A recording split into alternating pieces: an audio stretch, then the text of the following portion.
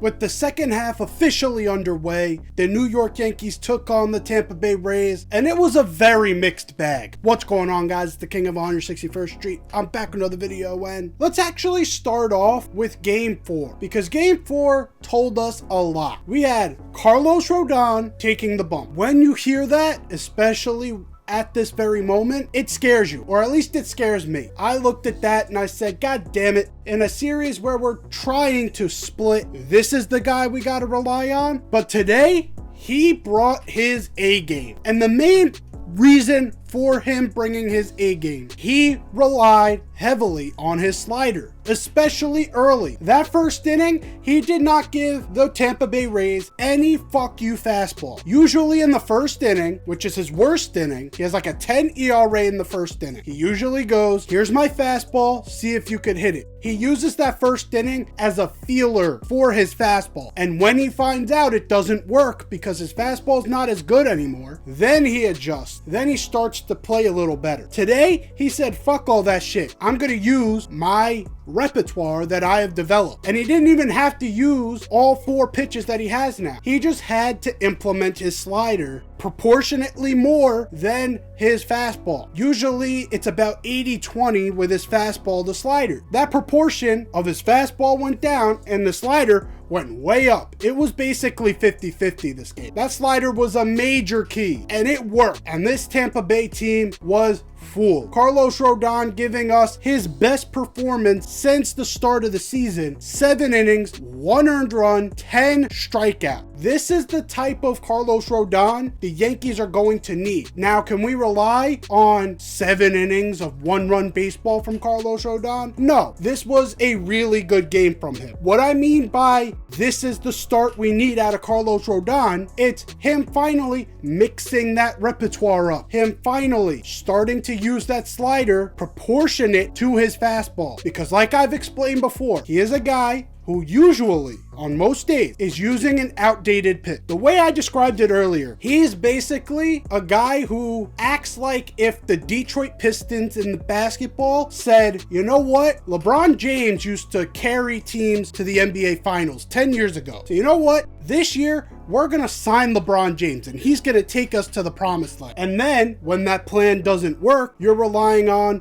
other guys who are proportionately not as good as LeBron James to take you to that spot. What happens there? You get smoked. Half of you guys did not understand that analogy at all. He's a guy who uses an outdated system to try and get hitters out in 2024. That fastball is outdated. Today, he finally updated his system, and that slider was nasty. So props to Carlos Rodon. He's finally making in-season adjustments. Hopefully that continues. Later on in this game, we started off second inning. Austin Wells hits a home run after Littell strikes out the side in the first. Then Anthony Volpe comes up and gets his first home run in over 250 at-bats. That's how you knew this was going to be a great day. And let me talk about Anthony Volpe for a second. 6 for 14 in this series. He was amazing. He was hitting the ball to both quadrants of the field, pulling when he needed to, hitting it the other way when he needed to. His swing is finally starting to look similar to what it was early on in the first half. And this is a key proponent to this Yankees cause. He finally looks comfortable. And I think putting him back to the 7-hole is a lot to do with that. I don't think he was ready for the pressure of being the leadoff hitter. I was someone who was vying for him to get that leadoff spot. Something fans and media alike, we don't always take into account is the mental side of the game. And I don't think Anthony Volpe was mentally prepared for what the leadoff hitter is supposed to do and the amount of ridicule the leadoff hitter gets, especially when they do not perform. And that's exactly what happened for the 100 or so ABs that he got at that leadoff spot. He started off okay, then he plummeted. He was just not ready for that. But now at this 7-hole, he is looser, he is freer, his swing looks better, and most importantly, he's able to run. The Yankees were halting his stealing ability based on the fact Soto and Judge were coming up, so you can't risk losing that base run. Now in the 7-hole, you have Trent Grisham, Oswaldo Cabrera, DJ LeMahieu, guys like that coming up. Of course, you're going to want to get them in scoring position for guys like DJ LeMahieu because you think he's probably going to hit the ball on the ground. This is going to free Anthony Volpe up. It's going to give him something else to focus on. And I think that's something that Anthony Volpe needs, because when he's focusing just on getting on base, it's hard for him. I feel like he needs that base running component to work. That's when his game starts to flow. He's been on fire to start this second half, and hopefully going into this Mets series, he stays locked the fuck in. And I also have to give Aaron Boone this credit. He put Austin Wells into that 4-hole after Ben Rice started to fall off a cliff. It hasn't been pretty. 4 for his last 40. Ben Rice still the leadoff hitter. Again, another guy that I feel like wasn't mentally prepared for that spot. Only problem is we don't have another guy for that leadoff spot. We've already exhausted a lot of options. Verdugo couldn't do it. Volpe couldn't do it. Torres couldn't do it. Now Rice is proving he cannot do it. I'll get to what that option should be later on in the video. But Austin Wells being in that cleanup spot is a perfect decision. OPS over the last 30 games is the best in the American League amongst catchers. He has been awesome. He is finally elevating the ball, and he's finally just not running into as much bad luck as he did in the first half. And it showed. He had a home run today. I truly think that this is the perfect spot for Austin Wells, and this lineup that they have at the moment, other than having Ben Rice in the leadoff spot, is exactly how this thing should be. Going deeper down the lineup in this game, you also had DJ LeMahieu finally hitting his first home run of the season. And this was a very, very important thing. You need DJ LeMahieu, especially if he's going to stay in this lineup, which Aaron Boone seems insistent on. We need him to finally start stepping up like we're used to, like second half of last year and all the years before that. This hopefully was a start to that. Finally, his swing looked smooth. Finally, his swing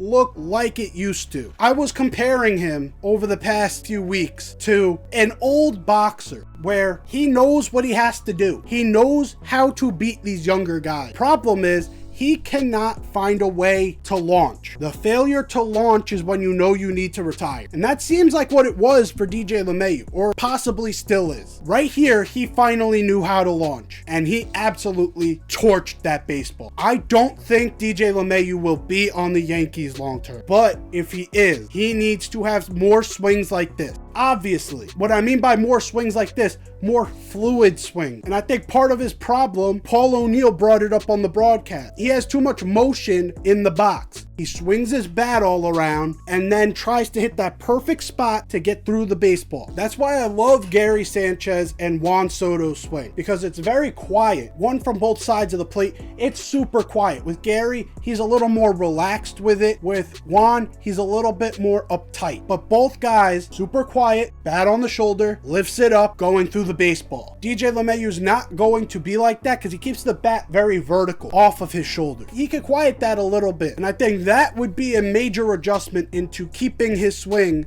like it was today. But at least for today, we were able to say we may be getting DJ LeMahieu back. Other big things that happened in this game, you had Juan Soto hitting 2 home runs. He was electric in this series. He has been on point all season, and we all know this. He obviously needs to come back, but it's also the mentality that has impressed me the most. The fact that he's able to retaliate against the Tampa Bay Rays for how they were doing with their antic of running around the bases, but he also does it in a more joyful way. He was able to just give them a taste of their own medicine. He kind of acts like a New Yorker, and I love that about Juan Soto. Overall, this was an amazing game. But like I said in the beginning, this series was a mixed bag. And now let's bring up Game 2. I know I'm jumping around a little bit, but trust me, I have my points in order. In Game 2, it kind of scared me. Why? Because Nestor Cortes at home got shelled. And that's not the only thing that scared me, because obviously we're all concerned about Nestor on the road. But at some point you're going to get shelled at home. It just happens to every pitcher. That's not the concerning part. The concerning part is the IQ of Nestor Cortes breaking down in this game. In the 3rd inning, you have a guy coming up, Alex Jackson. This guy is batting .082. He told the media that the only way he's able to get through that is by thinking the numbers are flipped around. That's how bad this guy has been since getting called up. With no outs, how the fuck are you walking this dude? I know that Nestor Cortes is not a pitcher that battles straight into the strike zone. He doesn't have the stuff for that. He nibbles at the corner. Against a guy who is batting .082 in his rookie season, struggling this mightily, there is no reason why you should be nibbling against that type of guy. And some people will be like, oh, well, later on in the game, he kind of shelled Nestor Cortes for a 3-run homer. Obviously, you're not trying to give him a hanging cutter, but challenge the guy. He had that moment that led to a run, and then he walks Taylor Walls, another low average guy, to even get to Jackson in order for him to hit that home run later on in the game. Too many times this happened in this game. It was inexplicable why he would put these guys on base to get to better hitters. It blows my mind. And I've seen this time and time again. The 9-hole hitter getting a leadoff walk to lead to the leadoff hitter during this month stretch that we've been struggling. And with the amount of mistakes that there are of that nature, that's where you can look at Aaron Boone and say, what kind of fucking culture is this? Are you calling this out? Is there anyone challenging these pitchers on why the fuck this is happening? Because again, I'll say it again, I'm a 22-year-old who's a fucking couch potato, and yet I know that that's a stupid fucking thing to do. There's no reason why you should be walking a guy who's .082 to get to the top of the order. It blows my fucking mind how many mental lapses there were in this series. And also with the mental lapses, and I'm jumping around a lot, game 3, and this is where I'm gonna call out Juan Soto a little bit. You have bases loaded, 1 out. You have a 3-0 count. This pitcher is up against the ropes. What the fuck are you doing swinging 3-0? Let the pitcher kill himself. That should be the motto in that situation. He just walked back-to-back batters to get to you. That never happens. That means he's wild, because if he is walking batters to get to Juan Soto, that's the opposite of their game plan. You never want to get to Juan Soto with men on base. Well, he did, and it was all his fault because he walked batters. He now put you into a 3-0 count. You have a chance in a 0-0 game at the time to get the leading run at that moment and get the momentum on your side after a couple innings of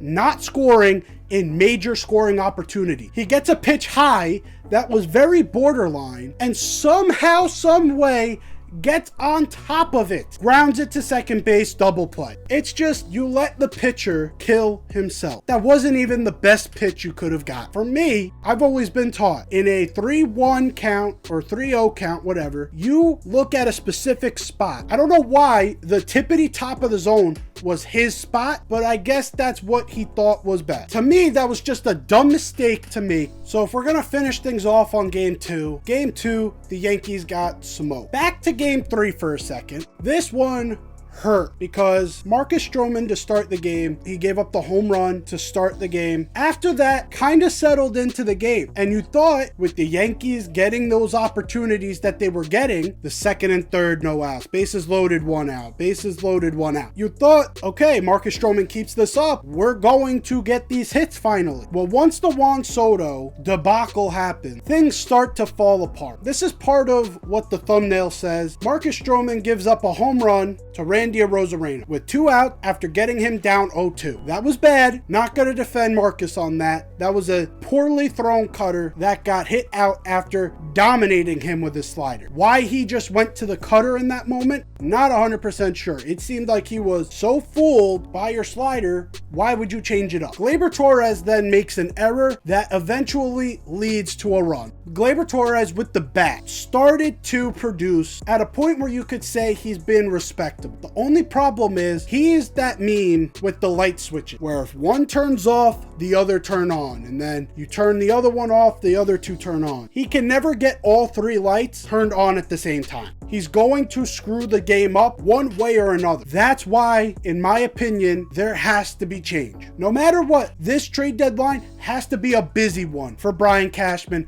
and this front office. The perfect guy to get, in my opinion, is Jazz Chisholm. And I know a lot of people are looking at the injury history, possible character issues, saying maybe he's not the best fit. This is a guy who in his last 162 games, so his last calendar season, he's had 27 home runs and 30 stolen bases. This is the type of guy that brings a spark to a team that desperately needs it. And what team desperately needs it more than the New York Yankees? During this patch of struggling, you're seeing a lot of guys show their age. DJ LeMahieu as a prime example. Alex Verdugo showing how much he's been struggling. Jazz Chisholm is versatile. He's got athleticism. Most of all, he's got team control. He is not a free agent until 2027. You can put him at second base. You can platoon him with Jahmai at second base, put Jazz into left field if you wanted to take Verdugo out, or if you want to give Judge the DH, you could put Jahmai at second and then you put Jazz into center field. Why? Because he has experience there. This seems like a match made in heaven. A lefty bat who has power, speed. Last time he was at second base, he was the National League All-Star starter for second base. Jazz is hitting .249 with 13 home runs, 49 RBIs, with a 730 OPS. Right now, he would be like the 5th best hitter on this team. Not even joking. Statistically for the year, he could be closer to the 3rd best player on this team. And the fact that he has team control. Right now, he's getting paid close to $2 million. Yes, he's going to have 2 years of arbitration. That number's going to skyrocket. But he's going to be relatively cheaper than a free agent second baseman, and he's going to be a ton better than just putting Jahmai Jones there. No disrespect to Jahmai, because Jahmai has actually stepped up, especially towards the end of the first half. He's not the answer. Jazz Chisholm is the type of guy that could be the answer, because mistakes like the one Gleyber makes, where he's just too lackadaisical, doesn't get his body behind the ball, it has to stop. He, along with Verdugo, have both had some of the worst body language I have seen on this team. And that's another reason why he should be gone. Last year of his deal, terrible body language, not putting an effort in the field, starting to step up in the hitting department, but overall this season has looked terrible at the plate. I would be shocked if Gleyber Torres is the starting second baseman on this team. And I would be a little less shocked, but I would be a little surprised if he's on the roster come postseason time. I'm seeing a ton of people try and deny the fact that Jazz would be a good fit.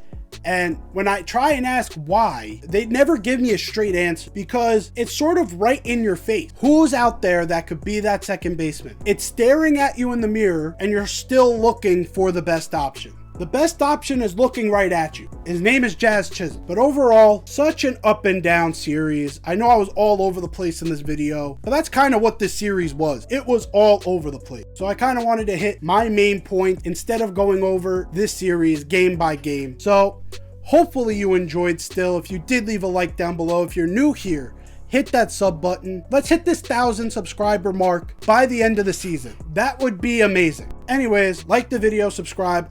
I'm out of here. Take care and peace.